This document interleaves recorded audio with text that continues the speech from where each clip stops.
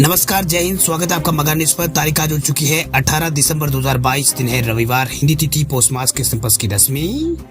आज की ताजा खबरों के अपडेट में बात करेंगे देश भर की तमाम बड़ी और काम की खबरों के साथ ही सरकार की ओर से आज लिए गए कुछ महत्वपूर्ण फैसलों, जारी किए गए कुछ नए नियमों की। तो इस वीडियो को अभी लाइक करें और चैनल को सब्सक्राइब करके घंटी के निशान को जरूर से दबा दें। तो चलिए आगे बढ़ते हैं आज की बड़ी खबरों की तरफ। तो पहली बड़ी खबर देखिए, जीएसटी काउंसिल के फैसलों से आम आदमी को राहत, किसी भी सामान पर नहीं बढ़ा है टैक्स।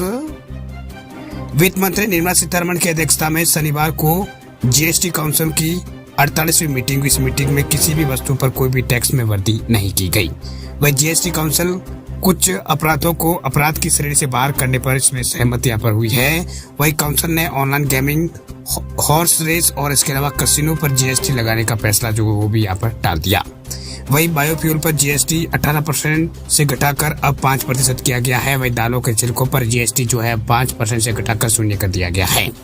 अब 2 करोड़ रुपए के टैक्स चोरी के मामले में आपराधिक, यहाँ पर जो 2 करोड़ के से कम के जो टैक्स चोरी के मामले होंगे वो आपराधिक श्रेणी में नहीं माने जाएंगे। वित्त मंत्री ने कहा है कि जीएसटी एक्ट में जो डिक्रिमिनेशन पर फैसला लिया गया, मतलब ये गलती को अपराध की श्रेणी से बाहर किया गया है।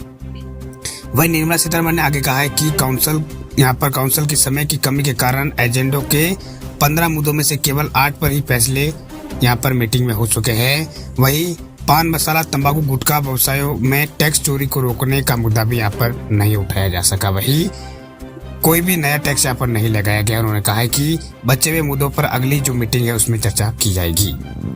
चलिए बात करते हैं अगली खबर की। तो दिल्ली और एनसीआर में सीएनजी के दामों में हुआ है इजाफा, आम आदमी की जेब पर बढ़ेगा बोझ। इंद्रप्रस्थ गैस लिमिटेड ने शनिवार को दिल्ली और एनसीआर में सीएनजी की कीमतों में इजाफा किया है। ये इजाफा जो है वो 95 पैसों का किया गया है। इंद्रप्रस्थ गैस लिमिटेड ने दिल्ली में सीएनजी की कीमत में जो है 95 पैसे की बढ़ोतरी यहाँ पर की है। नोएडा, ग्रेटर नोएडा और गाजियाबाद में भी कीमतों में 95 पैसों की बढ़ोतरी की गई है। वही दिवाली से पहले भी यहाँ पर अक्टूबर में सीएनजी की कीमतों में बढ़ोतरी हुई है। वही सीएनजी कीमतों में इजाफा होने से कैब एग्रीगेटर की ओर से चार्ज में इजाफा किया जा सकता है। वही दूसरी ओर रोज ऑटो से सफर करने वालों को भी इसका खमियाजा जो भुगतना पड़ने की उम्मीद है। जैसे ट्रांसपोर्टेशन कास्ट में इजाफा होगा, वैसे वैसे फलों और सब्जियों की कीमतों में भी उछाल देखने को मिलेगा। बात हम करते हैं अगली खबर की। तो राशन कार्ड धारकों के लिए यह बड़ी खुशखबरी, सरकार ने स्टॉक को लेकर दिया है बड़ा बयान।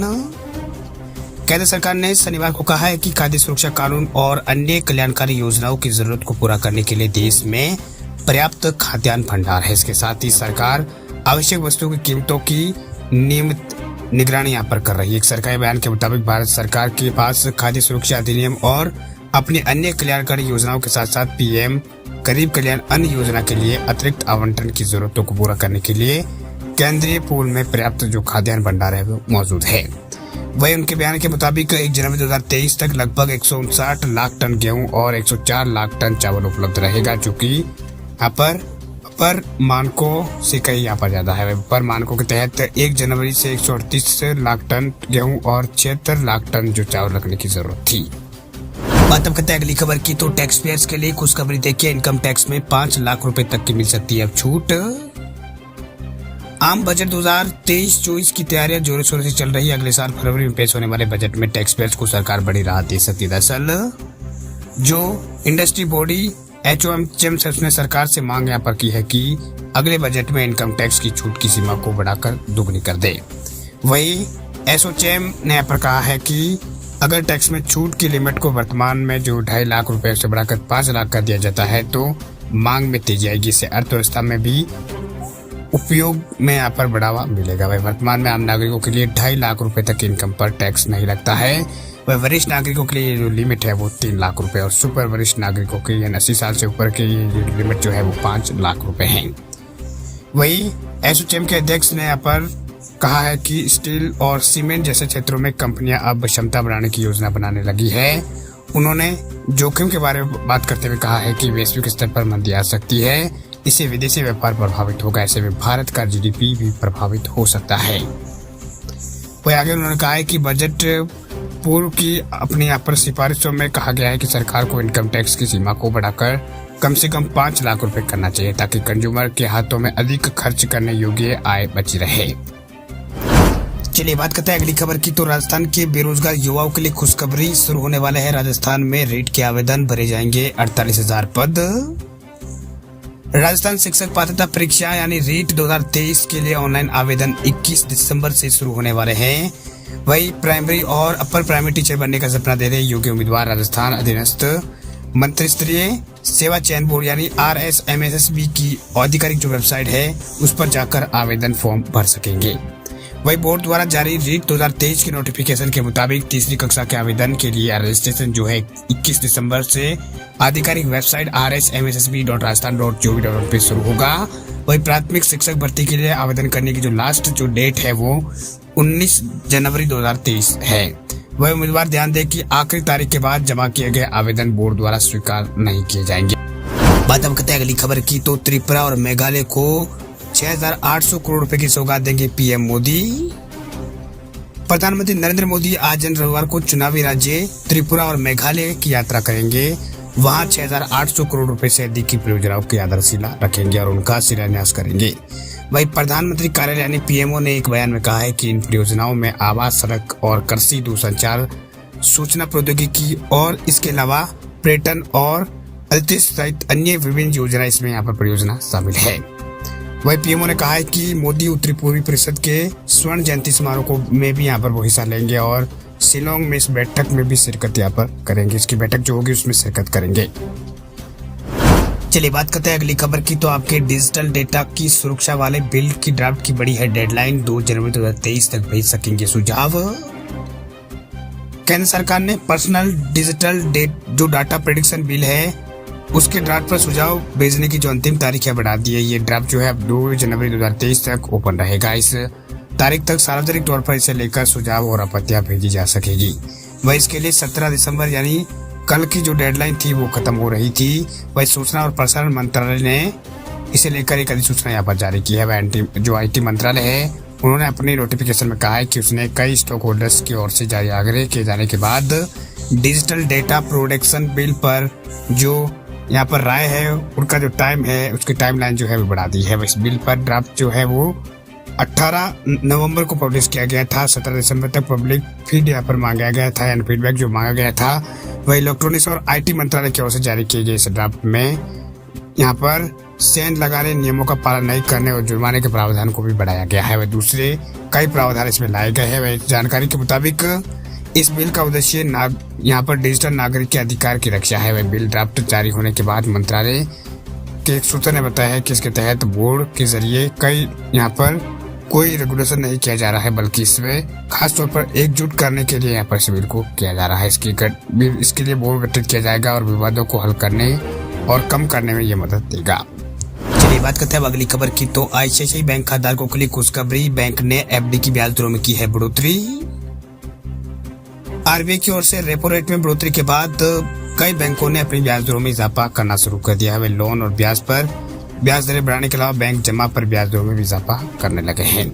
वही SBI और HDFC बैंक के बाद देश के दूसरे बड़े प्राइवेट सेक्टर के बैंक ICICI बैंक ने भी FD यानी फिक्स डिपॉजिट पर 0.25% से लेकर 0.50% तक की ब्याज दरों में बढ़ोतरी यहाँ पर की है यानी 50 बेसिस पॉइंट तक की बढ़ोतरी की है।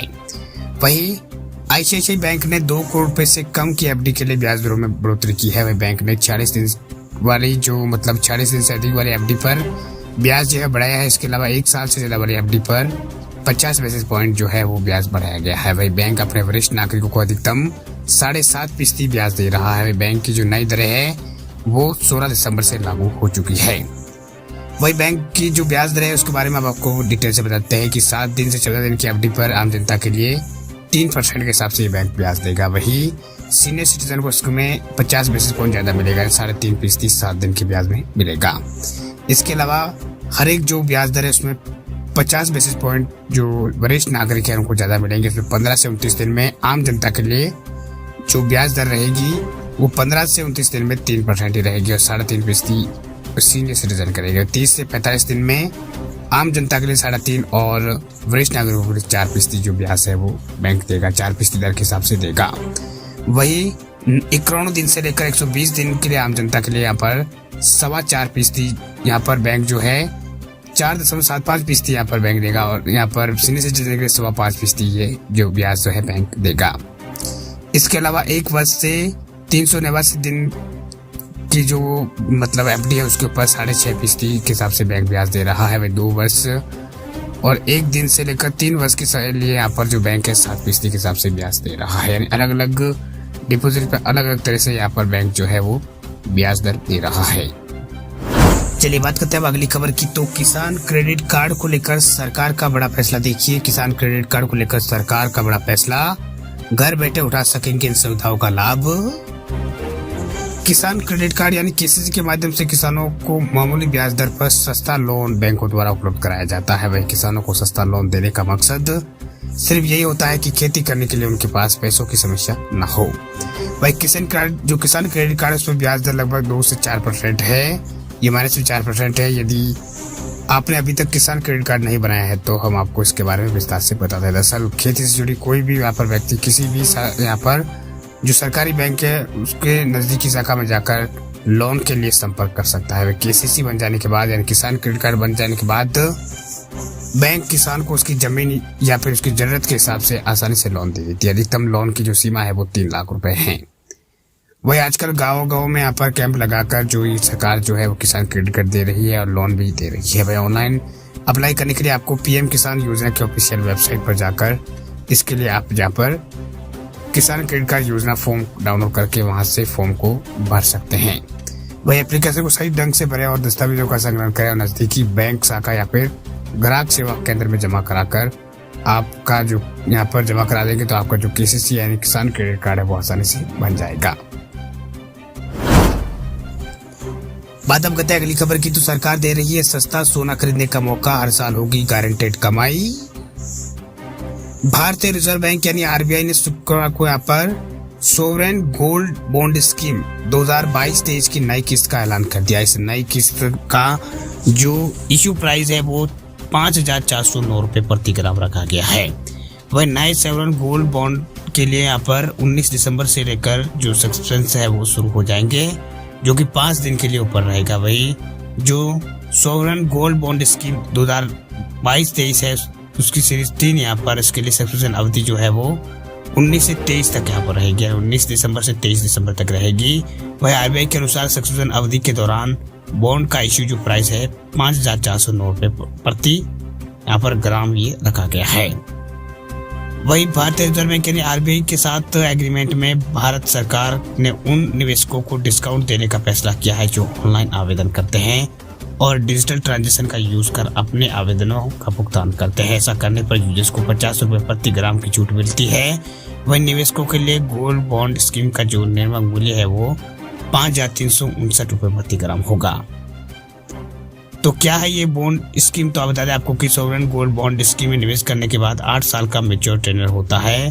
5वें साल से आपको विड्रॉल का ऑप्शन मिल जाता है। आपको ब्याज भी इसमें मिलेगा। वह निवेशकों को सालाना 2.5% का निश्चित ब्याज मिलेगा जो दूसरे साल पर मिलेगा।